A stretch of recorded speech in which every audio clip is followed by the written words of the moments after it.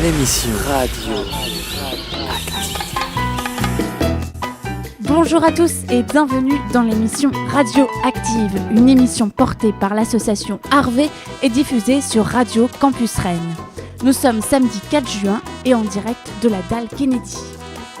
Les Échos de la Dalle sont des rendez-vous bimensuels organisés par le collectif Chahut sur la Dalle Kennedy. Aujourd'hui, c'est la 4e fois que cette journée a lieu. Il y a toujours l'atelier de réparation vélo, le magasin gratuit, la vente de crêpes. Il y a aussi l'Odyssée urbaine et la maison de quartier qui sont avec nous pour un atelier sérigraphie. C'est la 2e fois que l'émission Radioactive se retrouve en plateau dans cet endroit. On se souvient, la dernière fois, c'était pendant la semaine de l'environnement. Aujourd'hui, pas de quiz écolo, pas d'entretien imaginatif, mais encore des reportages improvisés, des interviews découvertes, des débats autour d'un café ou d'un jus de fruits. Lucas est avec moi à la technique, Girafe est là aussi pour animer cette émission exceptionnelle. Dans cette émission exceptionnelle, nous accueillerons les organisateurs de ces Échos de la Dalle, le collectif Chahut. Pour le représenter, il y a Julia et Johan. Puis pour parler d'Avicenne, il y a avec nous Martin et Aurélie.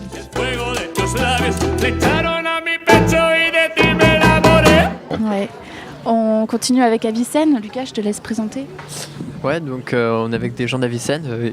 Ils vont pouvoir se présenter eux-mêmes. Donc il y a Martin, il y a Violette, j'ai oublié, Aurélie, excuse-moi. Et Dimitri, ok.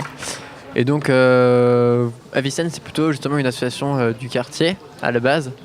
Et qui est présente depuis plusieurs années et qui là se met en lien aussi avec les Échos de la Dalle. Et vous êtes aujourd'hui avec nous.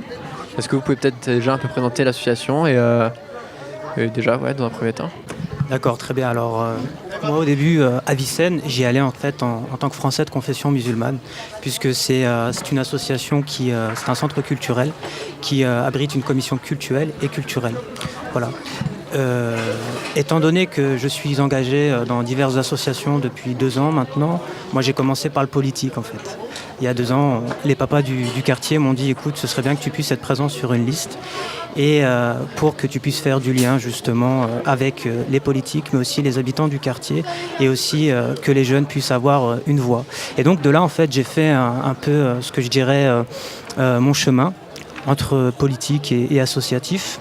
J'ai créé mon association, pleinement citoyen, pleinement musulman, et c'est là en fait que Ahmed, le président du centre culturel Avicenne, m'a appelé et m'a dit eh bien, on a vu ce que tu as fait, ça répond à quelques attentes du centre Avicenne, et tu as toute ta place pour la commission culturelle. Et donc de là, ils avaient un projet qui s'appelle Villejean en scène, et moi, sachant que je cherche à faire une reconversion dans le milieu associatif, puisque mon engagement s'intensifie depuis un peu plus de 2 ans, moi de base, je suis commercial, j'animais des réseaux commerciaux et puis avant j'étais à la faculté et donc j'ai dit oui, pourquoi pas. Alors reconversion, ça s'est fait dans le cadre du service civique et donc là j'ai appris ce qu'était réellement Avicenne, pas simplement en tant que consommateur d'un espace culturel.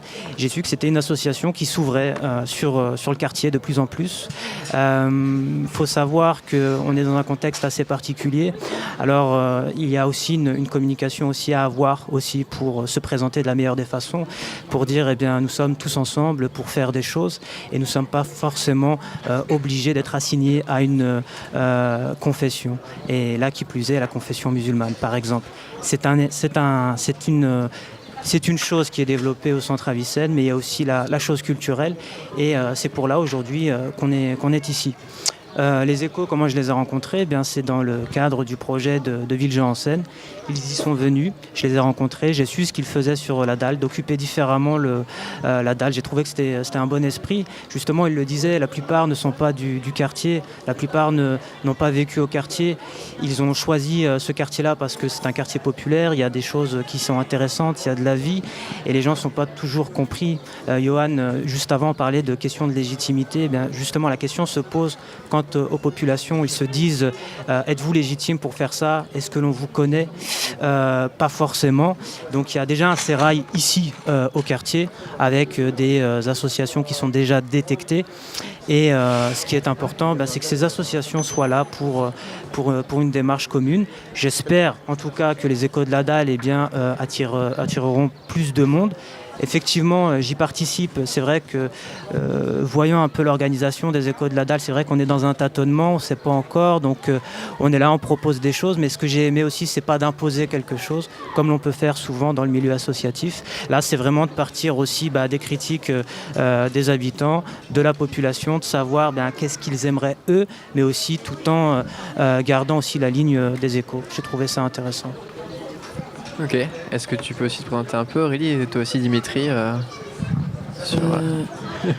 Je m'appelle Dimitri Terterachvili, j'ai 13 ans, je suis en 4e et c'est pour dire que ces activités-là sont très intéressantes car il y a des enfants ici sur la Dalle Kennedy qui ne sortent jamais et c'est une activité qui sert à regrouper tous les enfants, tous les adultes aussi et voilà, moi j'aime bien.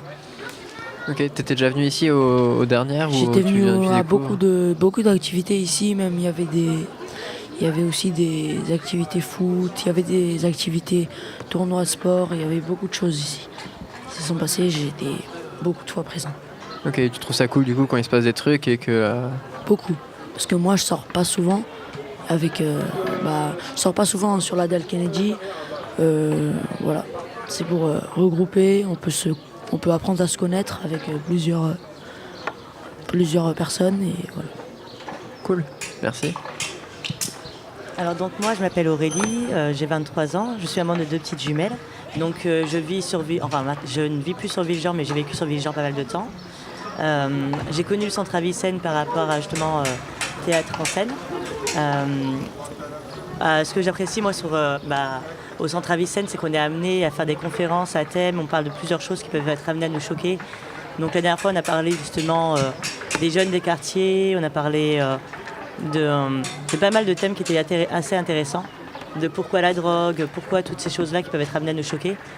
Donc après moi je participe surtout, si je participe à des conférences c'est surtout pour les jeunes parents, pas spécialement les femmes mais aussi les hommes. Et pour tout ce qui peut être amené à nous choquer, pour toutes les situations qui sont un peu complexes. Après, je participe à Villejean en scène et j'apprécie beaucoup parce qu'on est amené à parler de thèmes justement qui sont choquants ou récurrents. Mais aussi, on va regrouper des personnes de tout âge, de toute situation et de toute religion. Parce que par exemple, moi, je viens au centre Avicenne, mais je suis française et je suis sans religion. Donc, je trouve ça très intéressant, tout simplement. Et ça le fait, ça marche bien quoi. Enfin, ça marche tu super sens que bien, t'as ta place et Justement, parce que justement là-bas, j'ai pas de préjugés sur le fait que je sois jeune mère. Il y a beaucoup moins de préjugés et on arrive à ouvrir l'esprit des gens en fait. Donc je trouve ça super intéressant. Tout à l'heure, je parlais avec un vieux monsieur qui vient régulièrement et lui me disait au début, j'avais peur des personnes qui étaient de religion musulmane. Et il m'a dit maintenant j'ai une ouverture d'esprit parce que il me disait qu'il avait peur des femmes qui étaient voilées, etc. Et il voit qu'elles aussi, elles ont leur franc-parler et elles osent dire ce qui leur choque. Donc on est amené à rencontrer des personnes de tout âge, de toute religion. Et il y a une ouverture d'esprit qui se forme et c'est agréable. Moi, je trouve ça très intéressant. Oui, j'aimerais intervenir puisqu'elle parlait justement de Villejean en scène. Et ce projet, en fait, est né des violences qu'il y a eu répétées sur le quartier. Les médias sont venus et donc ils ont relaté des faits. Et au passage, en fait, ils ont pris en otage en fait, toute une population. C'est que s'il y a des gens qui vendent, c'est parce qu'il y a des causes, forcément. Et donc ça n'était pas forcément mis en évidence dans les médias. Et donc toute la partie pauvreté, toute la partie misère, toute la partie aussi famille nombreuse ou famille monoparentale, toutes les difficultés en fait qui peuvent être vécues ici au quartier n'étaient pas mises en évidence. Avec le projet Villejean en scène, l'idée c'était d'aller voir en fait les habitants et de se réapproprier le débat, de se réapproprier le quartier. Et c'est pour ça que quand il y a des initiatives comme les Échos, eh bien forcément ça nous parle de l'intérieur puisque c'est des initiatives eh bien, qui participent de la même chose. Et donc ce que l'on a fait pour éviter de partir sur des présupposés, voilà le quartier est comme ça, quand bien même on peut avoir un vécu ici, c'est d'aller les voir, les habitants, puisque Villejean en scène c'est de jouer son quartier au mois de juin, donc ce sera le 24 juin à la maison de quartier. Et avant cela, l'idée, c'était d'aller voir les habitants. Donc, il y a eu des porteurs de parole aussi qui est pris aussi par les échos de la dalle. C'est très bien, c'est une technique qui libère la parole, c'est-à-dire qu'on vient poser une question et de là, en fait, on va essayer de chercher la perle, on va essayer de chercher le je, sortir du nous. Nous, on pense comme ça. Non, c'est je. Qu'est-ce que tu penses, toi? Et les questions qui ont été posées, c'était où commence le respect? Qu'est-ce que pour toi la réussite au collège Rosa Parks, par exemple? Ou selon vous, pouvons-nous vivre heureux à Villejean? Et là, le fait que nous soyons réunis autant que nous sommes, eh bien, justement, on peut être l'expression d'un vivre ensemble, je pense en tout cas. Moi, j'ai été d'accord avec ce qu'a dit Martin, car déjà, je suis dans le collège Rosa Parks et on a le journal du collège. À cause du reportage qui a été mis en scène sur Kennedy, il parlait la bague sous pression. Ouais, voilà. Ouais, on peut beaucoup avoir entendu parler de ça. Il disait que c'était surtout sur Villejean, alors que dans le reportage, il y avait beaucoup d'images de Maurepas, de République. Et voilà, tout le collège Rosa Parks, on n'était pas d'accord sur ce qu'ils ont dit. Et on s'est défendu dans le journal en disant toutes les fautes qu'ils ont faites. C'est cool. Et justement, donc sur cette question-là de l'image de Kennedy, de la dalle, du quartier Villejean, en fait, déjà après, on pourra le faire après, mais justement, j'ai fait des petites recherches hier en tapant juste dalle Kennedy sur Google, quoi, voir sur quoi je tomberais. Et je vous propose après de faire un petit quiz pour deviner qui dit quoi sur la dalle. Mais est-ce que vous, en tant qu'habitant, vous pouvez nous parler un peu de comment vous avez vu la transformation du quartier en fait sur les 10-15 dernières années et peut-être votre ressenti par rapport à ça. Est-ce que vous trouvez ça positif, négatif? Comment en fait parce que après on verra justement, mais en fait il y a de tout quoi. Dans ce que j'ai pu lire quoi, mais justement en fait après c'est des avis aussi qui sont en fait on sait pas qui dit quoi. Quand c'est Ouest France. C'est un journaliste qui vient de on sait pas où et il parle sur le quartier alors que en fait il se place plutôt d'un point de vue extérieur. Donc peut-être, je sais pas si vous avez votre ressenti vous par rapport à la transformation de la place et du quartier en général depuis 10-15 ans. Moi je pense que c'est plus ouvert. C'est parce que je trouvais que c'était trop petit pour moi. Maintenant c'est grand, il y a plus de monde, c'est plus libre. Voilà. Depuis les travaux du métro, entre autres. Les travaux du métro et les petits magasins qu'il y avait, les petites allées qu'il y avait en bas. Et voilà. Moi, je trouve que c'est mieux. Moi, après, j'ai vu juste les commerces changer, le fait qu'ils aient mis des jeux, donc maintenant pour enfants. Donc c'est vrai qu'il y a plus d'enfants sur la dalle aussi en train de s'amuser. Après, est-ce qu'il y a un réel changement? Très franchement, je pense que les gens se côtoient plus facilement, on parle plus facilement ensemble. Mais après, ni en négatif ni en positif, je pense pas qu'il y a un réel changement en fait. Moi, je suis né en 91, alors j'ai vu le quartier évoluer. J'ai été au collège Rosa Parks, qu'on appelait avant le collège Malifeux, puisqu'il y a deux sites, il y a le site Montbarreau et il y a le site Malifeux. Si vous voulez, je vais partir des jeunes et puis après je vais aller vraiment au niveau des familles. Vous savez, il y a beaucoup de jeunes à l'école, donc en primaire, au collège. C'est comme les spermatozoïdes en fait. Il y en a beaucoup au départ et très peu à l'arrivée. Alors moi, j'ai été en général, j'ai été au lycée VHB, Victor Ellenbach, qu'on appelait lycée Île-de-France, là, pas très loin. Et donc, il n'y en avait pas beaucoup. Il n'y en avait pas beaucoup du quartier qui étaient présents en général. La plupart arrêtaient ou étaient en lycée professionnel. Et s'ils allaient en lycée professionnel, ils y allaient par défaut. Non pas parce que c'était une filière d'excellence, par exemple. Et ça, c'est une réalité au quartier. Je regarde les nouvelles générations. Mon petit frère est né en 97. Aujourd'hui, il est en fac de médecine. Moi-même, j'étais en fac de médecine. Quand je suis allé en fac de médecine, j'étais le seul du quartier. Alors on m'applaudissait ici, j'avais eu un bac scientifique, très bien, mais c'est pas un Graal à aller chercher. Comment se fait-il qu'aujourd'hui, dans nos quartiers, c'est un Graal à aller chercher et que dans d'autres milieux sociaux, c'est simplement une étape, une logique pour aller plus loin. Ça aussi, c'est quelque chose. Et donc ici, il y a un ressenti. Comment se fait-il qu'il y a une faculté, un lieu de savoir dans un quartier, mais au final, très peu de gens du quartier a terminé dans la faculté? Ça, ça, c'est quelque chose que vivent les gens, quand bien même ils sont juste à côté de la fac. On parlait de mixité sociale tout à l'heure, il y a beaucoup d'entre-soi dans les tours, je pense que ça a été dit, et des populations blanches qui se sentent minoritaires aujourd'hui. Voilà, ils le disent. Alors, est-ce que c'est de la faute des Noirs ou des Turcs ou des Arabes ? En fait, il faut savoir que ces familles-là qui viennent du Maghreb ou qui viennent de Turquie, quand on les a logées, on les a mis de fait ici. Avant, c'était une population, c'est toujours une population ouvrière, et de plus en plus de chômage ici. Si on prend le taux de chômage, il est important ici. En 1965, la population était plutôt blanche, puis après, il y a eu les vagues d'immigration. Et puis là, de plus en plus, en fait, on remarque qu'il y a de moins en moins de blancs dans les tours. Mais ces personnes-là, qui viennent soit du Maroc, ou qui viennent de Turquie, ou qui viennent même d'Afrique noire, quand ils sont logés ici, après quelques années, quand ils demandent à aller autre part, si ce n'est pas les tours de Villejean qu'on leur propose, bien c'est les tours de Poterie. C'est pas les tours de Poterie, c'est les tours du Blône. C'est pas les tours du Blône, c'est les tours de Morpa, ou Italie. Et puis finalement, c'est le même circuit. C'est le même circuit qui est proposé. Donc vraiment, pour en revenir même à Villejean-en-Seine, ce qu'on constatait, c'est que les gens ne comprennent plus à qui est la responsabilité. Est-ce que c'est à l'autre, à l'étranger, qui est là depuis pas très longtemps, et nous, Français de plus longue date, on était là? Ou est-ce que c'est aux politiques, par exemple? Ça, c'est une question. Ou est-ce que, tout simplement, c'est dû à un contexte général, au niveau international, etc. On ne sait pas trop. Et donc, les gens, en fait, se remettent la balle les uns sur les autres. Mais en même temps, si on fait ce constat négatif, il y a aussi beaucoup de choses.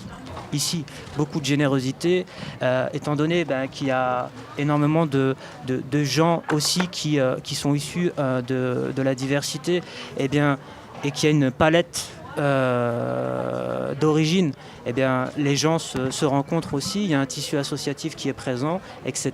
Ça favorise le lien entre les uns et les autres. On peut le voir encore aujourd'hui, mais c'est vrai qu'il y a un sentiment général, c'est que les gens voient le quartier comme étant de plus en plus négatif aujourd'hui. Ça, c'est un constat. Donc il y a des gens aujourd'hui qui ont décidé de partir à Beauregard.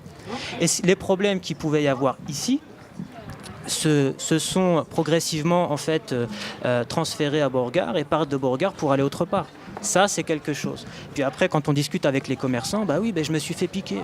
Mais en fait, on a pris des jeunes en stage, mais on s'est fait voler dans les réserves. C'est pour ça qu'après, on change notre politique, par exemple, avec Carrefour Market. On en a détecté un groupe, et donc ce sera ce groupe, ou les gens qui ressemblent à ce groupe, qui vont être suivis dans les rayons. Alors, racisme ou pas ? Chacun a sa responsabilité. Et aujourd'hui, je pense qu'il faut vraiment parler de responsabilité à ce niveau-là si on veut créer aussi du lien social et aller plus loin. Il y avait Aurélie qui voulait réagir. Déjà, alors moi, je reviens à ce que tu étais amené à dire par rapport à la scolarité des jeunes. Déjà, on était amené à parler pendant la conférence justement de ça. Donc, je pense déjà qu'il y a le fait que la pédagogie scolaire n'est pas spécialement adaptée à tous les enfants. Et ça, je le dis en partant de quoi ? Parce que moi, je suis moi-même animatrice. J'ai mon parrain qui travaille à Montessori, qui est professeur là-bas. Et donc, on voit que dans les écoles normales, que ce soit collège ou école, la pédagogie scolaire en fait, est adaptée à 2/10 des enfants qui sont dans l'établissement. Donc, c'est totalement aberrant parce qu'ils ont tous une manière d'apprentissage différente. Ils sont tous différents, donc peu importe l'origine, on a tous une manière différente d'apprendre les choses. Donc ce qui se passe, c'est qu'à la fin, comme il disait, on les met en apprentissage, on va les mettre dans des choses différentes. Parce que moi, ça je le vois avec mon vécu, comme on disait le jeu. Moi, on m'a mis directement en apprentissage. J'ai passé mon bac en candidat libre il y a peu de temps.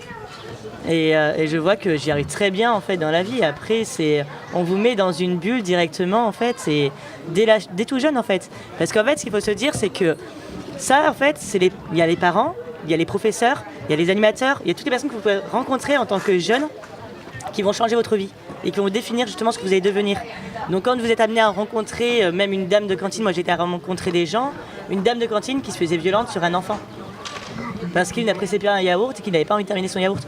Là directement, cet enfant-là était assez autoritaire sur les adultes, il n'appréciait pas qu'on donne son avis, etc. Mais ça en fait c'est parti directement de l'éducation que les adultes peuvent donner aux enfants.